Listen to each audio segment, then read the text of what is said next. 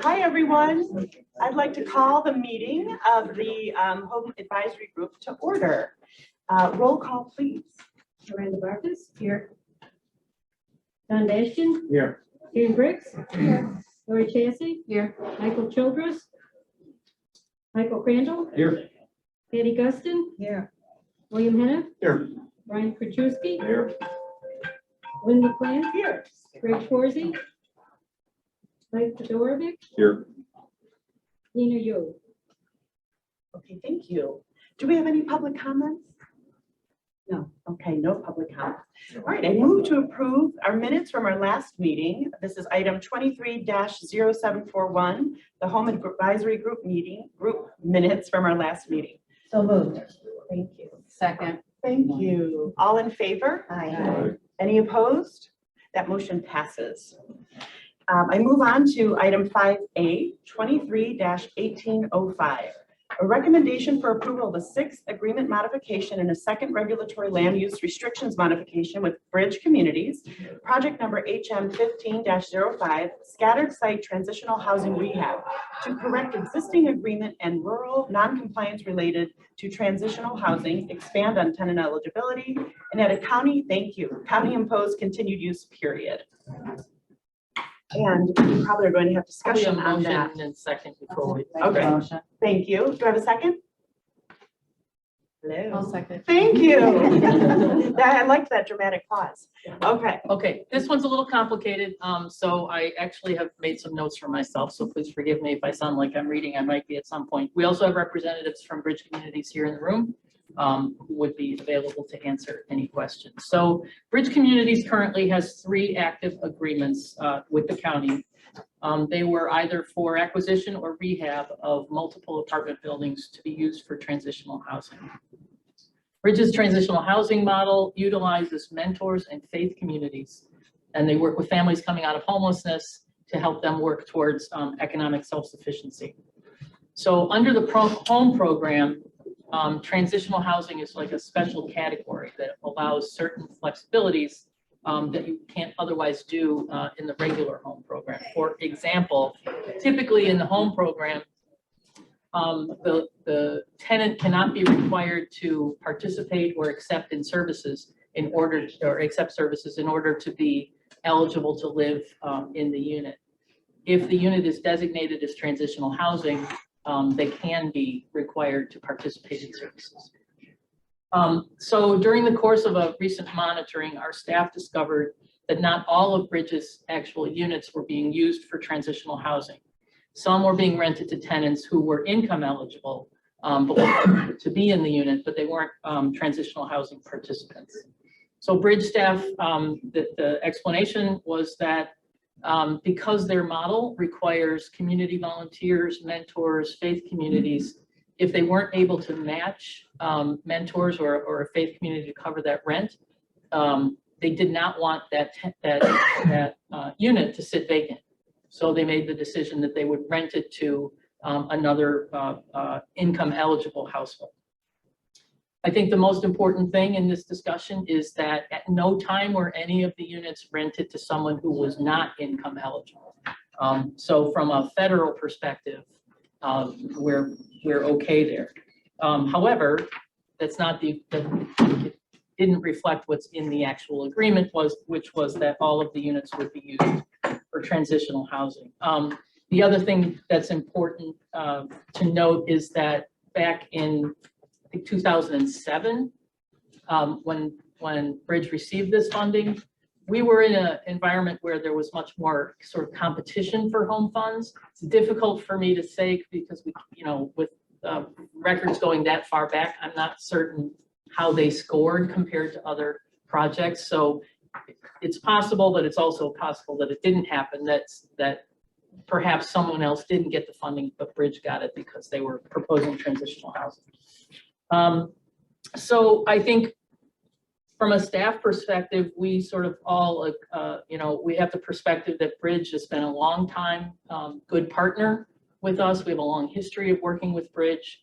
They're an important provider of affordable housing in the community. And so we have not recommended that, we're not currently recommending any sort of payback. What we're recommending is to make some modifications to the agreements going forward. So there are three, as I said, there are three sort of agreements in play here. The first, which for reference, and it's all the project numbers are in the memo, but agreement HMO 704, so that's a 2007 project. It met its affordability period in February of this year, and it was actually that monitoring, which is sort of a program closeout monitoring, where staff discovered that it was a mix of transitional housing and affordable housing. Rather than extend that contract or extend that agreement, because as we extend things, we continue the responsibility on our staff to continue to go out and monitor this project. So what we're recommending is that we close out that file or that project. We attach, but sort of as a consequence, we attach an additional 5 years continued use period onto another project. The second non-compliant agreement is HM 1505, so that 15 tells you that it was a 2015 project. We are also recommending a 5-year extended use on that project. So what we're talking about is a cumulative 10-year extension on HM 1505. The third agreement is project HM 1003, which is fully in compliance. It's 100% transitional housing. So to summarize what the recommendation that's actually listed on the agenda is just one single modification to project HM 1505 for a total 10-year continued extended use period. Thank you, Mary, for explaining that. Does anyone have any questions? Yes. Thank you, Mary. Thank you very much for that detailed report on this and the 3 different agreements. The one question I have is if we're closing out the one, which is the 2007 agreement, if we're closing that out, are there provisions within that agreement that are maybe needed or necessary for the other agreement? So 2005 obviously must be something different than 2007's agreement. Is there something in that agreement from 2007, if we're closing it out, adding the years on to the 2005, are there provisions within that agreement that are not in the 2005 agreement that should be in the 2005 agreement? The 2015 agreement. Or 2015. HM 1505 is a 2015 agreement. So that's the one question. And then the other question is, where do the funds for these agreements come from? And is it through HUD? Okay, and so are there any requirements under HUD that require certain things within these agreements? And if so, do we have them in the agreement? Number 3 is, do we have a percentage of transitional housing people that need it, recipients, what that percentage is in the county, and then also what the percentage is in the county for income eligible housing? So do we have a higher percentage of income eligible housing people in need, or do we have more people in need in the transitional housing? And that's not anything you need to answer today, but it's something that I would be information on later. Okay, so your first question was, are there provisions in the 2007 agreement that needed to be in the 2015 agreement? Each agreement is a complete standalone, and each agreement is in accordance with the rules and regulations of the HUD home program. And in fact, actually, the next 2 items reflect some changes we need to make to a home agreement to make sure that we've got this, some specific language. So unrelated to this. So there is nothing that was in the 2007 agreement that needs to be put into the 2015 agreement. That was your first question. The second question was, where's the funding come from, and do the agreements reflect all of the rules and regulations? And yes, they do. And then your question about the percentage of the population that requires transitional housing, I versus the percent that needs affordable housing. I'm not quite sure how I would make that differentiation. I don't think there's not really a measure of the number of people that could benefit from transitional housing. I don't think we have an exact number. We certainly, we know that there are 190 rooms in DuPage pads, and many of them have families in them, and then many of those families may benefit from transitional housing. So I'm not quite sure how to answer that question. In terms of the number of units of affordable housing, according to our home ARP data analysis, we're about 16,000 units short of affordable rental housing in DuPage County. So those are probably the best numbers I can come up with. Does that answer your questions?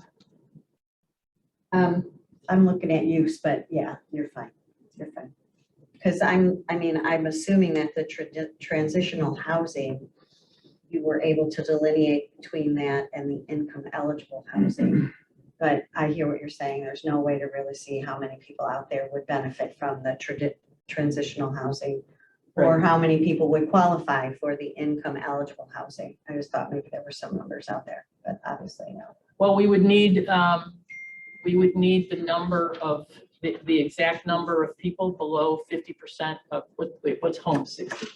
60, yeah. So the number of people below 60%, I don't have that exact number, but like I said, what our staff, what our home ARP data analysis identified was 16,000 units short of affordable rental. And is that in accordance to like maybe a census data, like 2020? I know a new one was done. So HUD does something called the CHAZ data, Community Housing Assessment or something like that. And it talks about the number of people who are cost burdened or extremely cost burdened being paying more than 30% on housing, extremely cost burdened meaning more than 50% of their income on housing. I think the CHAZ data has not been updated since 2021.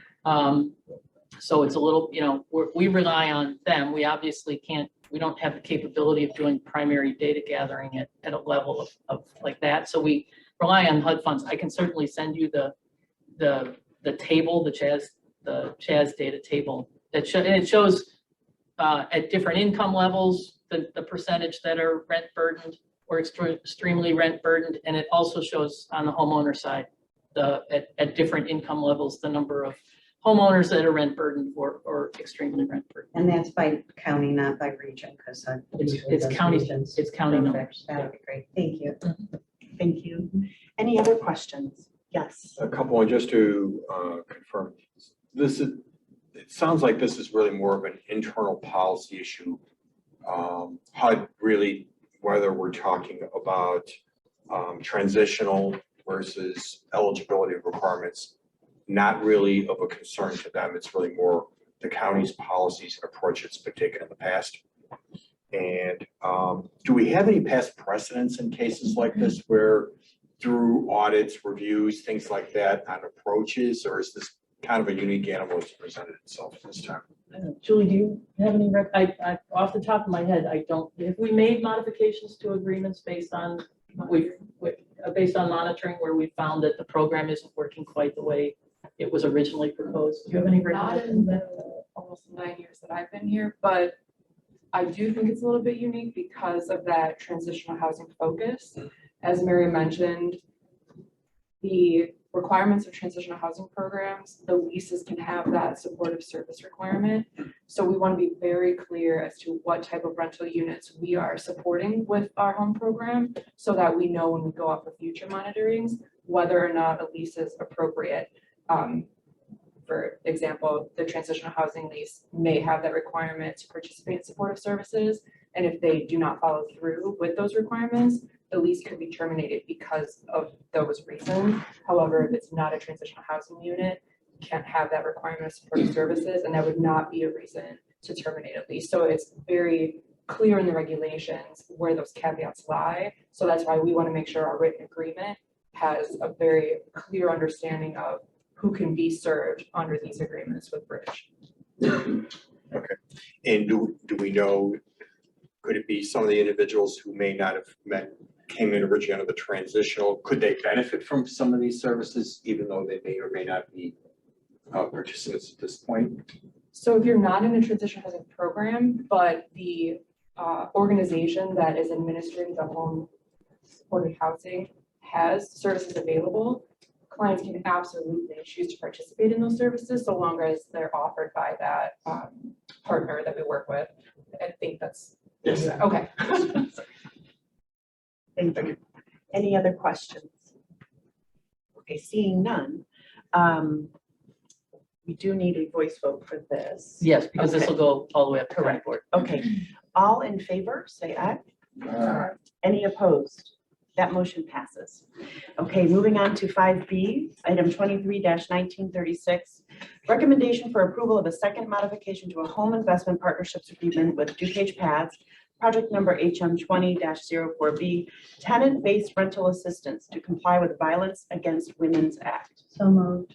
Thank you. Do I have a second? Second. Well, great, thank you so much. Any questions? I will give a little, yeah. So the Violence Against Women Act require, well, our programs require some specific language in the lease regarding the rights of tenants under VAWA, which have to do with the right to bifurcate the lease if a survivor of domestic violence wants to move out, some other provisions like that. Those provisions are law and they apply whether or not the lease reflects it. However, again, in monitoring, our staff discovered that we had inadvertently left some VAWA language out of our agreement, both with PADS and Catholic Charities. You'll see these are sort of duplicate items. So this is kind of a cleanup of the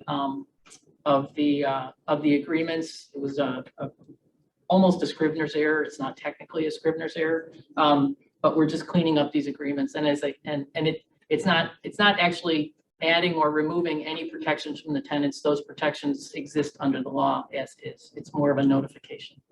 And they were in place under the law. So this Right. is, to Mary's point, almost just a Right. little clerical error of language not being there. But the laws and protections were in place the whole time. Any questions? Okay, all in favor? Aye. Any opposed? That motion passes. Thank you. Moving to 5C, 23-1938. Recommendation for approval of a second modification to a home investment partnerships agreement with Catholic Charities, project number HM 20-04A, tenant-based rental assistance to comply with Violence Against Women Act requirements. So moved. Second. Thank you. You say ditto on this one? Yeah. It's the same. I'll ask any questions. Okay. All in favor? Aye. Any opposed? That motion passes. Thank you. Informational, nothing. Any other business? Nothing from me. Without objection, I move to adjourn this meeting. So Thank you so much. And don't go anywhere because we're about to start the next one. Thank you. This meeting is adjourned. Turn the page. Okay, Oh, wait. No, this one's mine. Yep. Okay. yes. Here's mine. Yes, so now I'm calling to order the CDC Executive Committee regular meeting. And can we please have a roll call? Tom Bastian. Here. Karen Bricks. Here. Lori Chassie. Here. Michael Childress. Here. Michael Crandall. Here. Patty Guston. Here. William Henneth. Here. Brian Krajewski. Here. Lynn LaPlante. Here. Greg Schwarzy. Mike Todorovic.